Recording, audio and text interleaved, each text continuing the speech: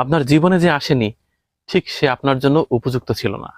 যে এসেছে সেই ভালো। যাকে আপনি ঠকিয়েছেন, ভেবে না তাকে শেষ করেছেন, বরঞ্চ তার উপকারই করেছেন। যার সাথে যার না যায়, প্রকৃতি কখনোই তার সাথে তার পথ চলা লিখে রাখে না। রবি ঠাকুর লিখেছিলেন, যাহার লাগি চক্ষু বুজে বহিয়ে দিলাম অশ্রু সাগর, তাহারে বাদ দিয়েও দেখি বিশ্বভুবন মস্ত ডাগর। আসলে প্রকৃতি যখন কোনো কিছুকে সরিয়ে দেয়, ঠিক ভালোর জন্যই দেয়। আপনার জীবনে, আমার জীবনে যারা নেই তারা ঠিক ভালোর জন্যই নেই। থাকলেই বরঞ্চ বিপত্তি হতো। তাই যেটা নেই সেটা নিয়ে আফসোস করা যাবে না। প্রকৃতি কখনো শূন্যস্থান পছন্দ করে না।